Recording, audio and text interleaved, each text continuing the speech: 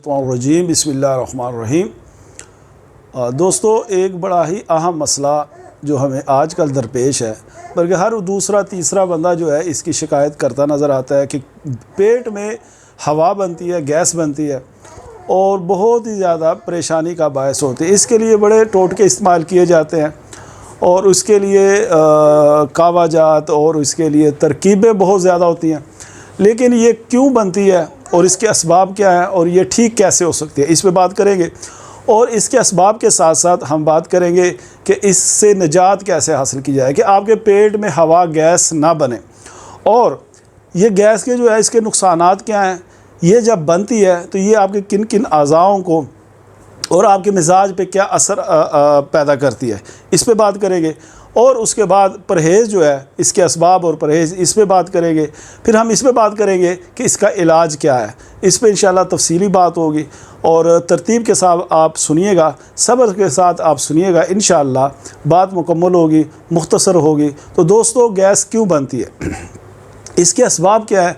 Gas हमारे अक्सर जो आजकल जो अफराद हैं वो इसकी शिकायत करते नज़र आते हैं कि थोड़ा सा खाना खा लें और खाना खाने के बाद हमारा पेट फूल जाता है और ढोल की तरह फूल जाता है, और फिर वो सारा दिन जो है हवा बनती रहती है। उसका कई लोगों का अखराज नहीं होता, कई लोगों का अखराज होता है, कई बदबूदार होती है, कई नहीं होती। बहरहाल गैस बहुत ज़्यादा बनती है।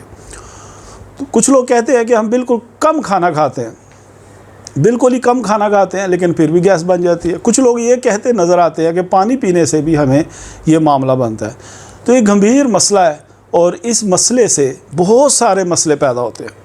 अच्छा, इसके लिए इलाज क्या होना चाहिए। दो साहब कहते हैं कि हमने डॉक्टरों से इसका इलाज करवाया, होम्योपैथ से इनका इलाज करवाया और उसके साथ साथ हुक्मा के से भी रजू किया, लेकिन हमारा जो ये मसला है ये हल नहीं हुआ। आज आपको मैं जो बात बताऊंगा इंशाल्लाह, सादा सी बात है, आप इस पे अमल करेंगे तो आपका ये मसला हल हो जाएगा। ना आपको किसी के पास जाने की ज़रूरत होगी इस मसले के लिए। बिलखुसूस ये जो गैस बनती है, इस मसले के लिए आपको किसी मेडिसिन की ज़रूरत नहीं पड़ेगी। करना क्या है, पहले आप गौर करें कि कहीं आप गलती तो नहीं कर रहे। अच्छा, कुछ लोग होते हैं वो जब खाना खाते हैं तो स्पीड के साथ खाते हैं, चबाए बग़ैर खा लेते हैं, और उनकी कोशिश होती है कि जो एक नवाला मुंह में है तो नीचे जो दूसरा नवाला वो बिल्कुल तैयार रखते हैं, और नवाला जो है चबाने के बजाय निगलते हैं।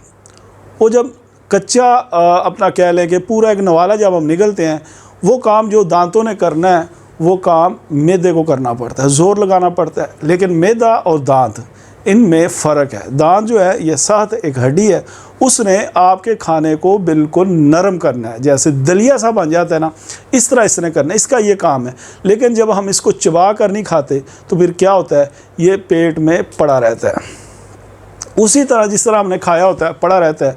और इससे कुछ घंटों बाद जब ये हज़म नहीं होता, इसमें तुरशी पैदा होती है, इसमें एसिडिटी पैदा होती है और एक तबहीर पैदा होती है। तुरशी के बाद जब किसी चीज़ में तुरशी पैदा होती है तो उसके बाद उसमें गैस बनना शुरू हो जाती है। एक तो इसकी ये वजह है। दूसरी वजह ये है कि हम खाने के फ़ौरन बाद, जब हम खाना खाते हैं तो उसके फ़ौरन बाद हम पानी बहुत ज़्यादा पी लेते हैं। अच्छा, बिला ज़रूरत पी लेते हैं। हम कहते हैं कि ये इसको हज़म करते हैं। आप यूँ समझ लें कि आपने खाना खाया, आपने आधा किलो खाना खाया और 3 किलो आपने पानी पी लिया, वो गतावा सा बन जाता है, वो पेट में पड़ा रहता है, तो उससे भी हज़म में मसाइल पैदा होते हैं और उसमें भी गैस ही बनती है।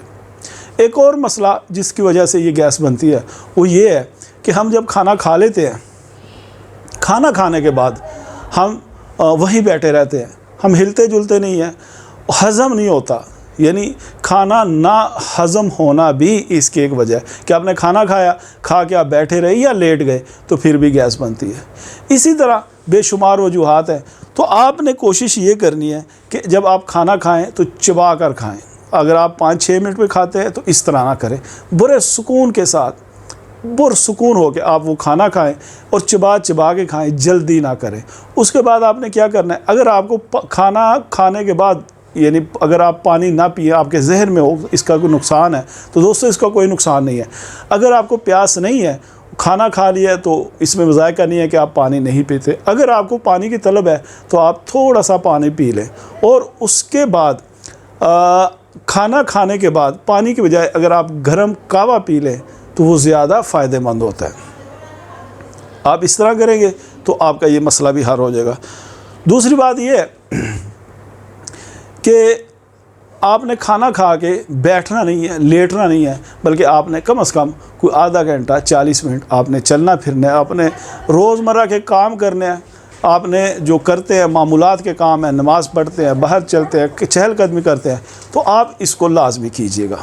खाना खा के लेटिए ना, खाना खा के बैठिए ना।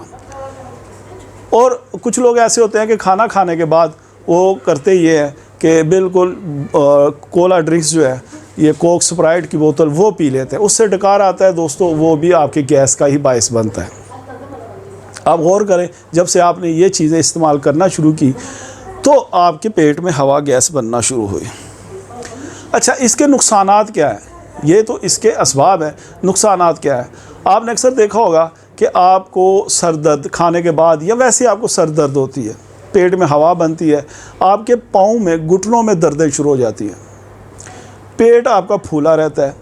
उसी गैस जब आपके दिमाग को जाती है तो आपको सर दर्द शुरू हो जाता है, इसमें चिड़चिड़ापन आ जाता है, एंजाइटी, ये सारी चीज़ें ये इसी गैस की वजह से है। जब आपका पेट भरा हो, हवा से भरा हो, तो फिर आपको ये मसाइल पर, आपको गुस्सा बड़ा आता है सिर्फ इस वजह से कि आप, ये नहीं कि गुस्से की यही गैस ही इसकी वजह है, इसके अलावा भी इसकी वजूहत है, लेकिन एक गुस्सा आने की वजह ये गैस भी है। दूसरी बात, जब आप इसके जो नुकसानात हैं इस पे हम बात करें तो गुस्से के साथ साथ, चिड़चिड़ापन के साथ साथ, दर्द सर के साथ साथ, घुटनों के दर्दों के साथ साथ आपकी तबीयत जो है वो बोझल होती है। आपके जो शोल्डर है इसमें खिंचाव होता है, दर्दें होती हैं, तो ये भी इसी गैस की वजह से, ये इसके नुकसानात हैं।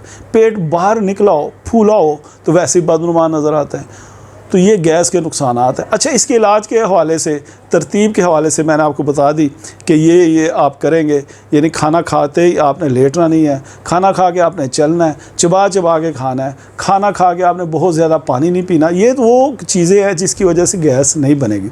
अच्छा, इसके इलाज के लिए आपको मैं सिंपल सा कावा बताता हूँ। अजवाइन ले लेनी है आपने 1 चुटकी, और 1 चुटकी आपने पुदीना ले लेना है, सब्ज़ पत्ते ले लेना है, अगर खुश्क है तो उसकी 1 चुटकी ले लेनी है, ज़्यादा बेहतर है कि सब्ज़ पत्ते हो। अजवाइन और पुदीना इसको आपने उबाल लेना है, 1.5 कप पानी में आपने इसको उबाल लेना है, और 1 कप जब रह जाए आपने इसको पी लेना है। सुबह शाम 2 वक्त, दिन में 2 दफ़ा 3 दफ़ा अगर आप ये पिएंगे तो आहिस्ता आहिस्ता आपकी जो गैस से पैदा होने वाली सूरत हाल है वो आपकी नॉर्मल हो जाएगी, और इसके जो नुकसानात और इससे जो मसाइल पैदा हुए हैं ये आहिस्ता आहिस्ता कम होना शुरू हो जाएंगे। दूसरी तरफ आपने वो जो तरतीब मैंने बताई है उसके मुताबिक ज़िंदगी गुजारेंगे तो गैस नहीं बनेगी। आखिरी बात जो सबसे अहम है वो है कि इत्तेदाल के साथ आप खाना खाएं। अगर आपको भूख नहीं है तो ना खाएं। गैस बनने की एक वजह ये भी है कि आपको भूख नहीं होती, आप खा लेते हैं, तो उससे आपको ये गैस बनती है। अगर आपको भूख ना हो, कभी भी खाने के करीब ना जाए। लोग कहते हैं थोड़ा सा खा लें, थोड़ा भी नहीं खाना, बल्कि उस वक्त खाना है जब आपको शदीद भूख हो, और भूख के बाद जब आपने खाना शुरू किया तो फिर खाना थोड़ा है, यानी अगर आपको 1 रोटी की भूख है तो आपने इसमें से 75% खाना खा लेना है, रोटी खा लेनी है, 3 हिस्से खा लेनी है, 1 हिस्सा आपने रहने देना है, पेट में थोड़ी जगह खाली रखनी है।